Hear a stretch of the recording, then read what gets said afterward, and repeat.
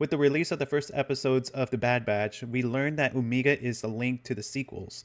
Let me explain. Omega is a clone, same as the Bad Batch, which possesses genetic mutations that make them different from standard clone troopers. Her importance is shown in the third and final season of the Bad Batch, which her blood sample was a positive match for Project Necromancer. Project Necromancer. Project Necromancer is a highly confidential scientific project that Palpatine was adamant to accomplish. The project was to transfer Darth Sidious's midichlorian count, or M count, to a host that is able to obtain and gain the M count, which can lead to eternal life. Darth Sidious meets with Dr. Hemlock to discuss the progression of Project Necromancer, which was succeeding with the transfer of the M count to the new host. However, the new host's original M count would decline during the transfer process, which makes it a failure. Palpatine was pleased to hear about the progression of the project, and he would give Hemlock every resource to accomplish the goal. Omega became very important when her blood sample became a positive match for Project Necromancer. Her genetics is the key that can accomplish the scientific goal, which can lead to how the Emperor returned in the sequel trilogy.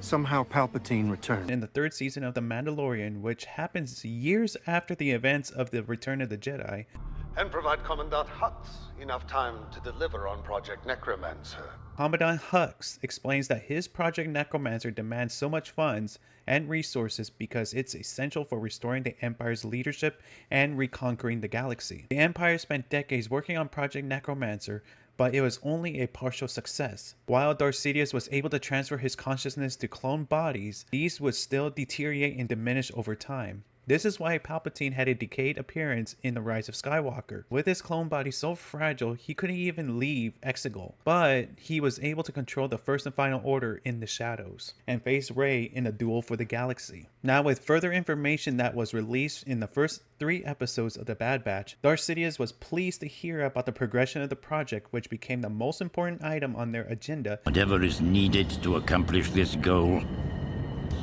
you will have it.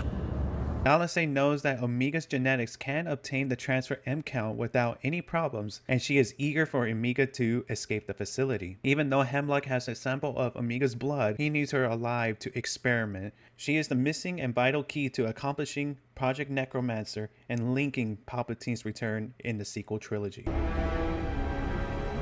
Look what you have made.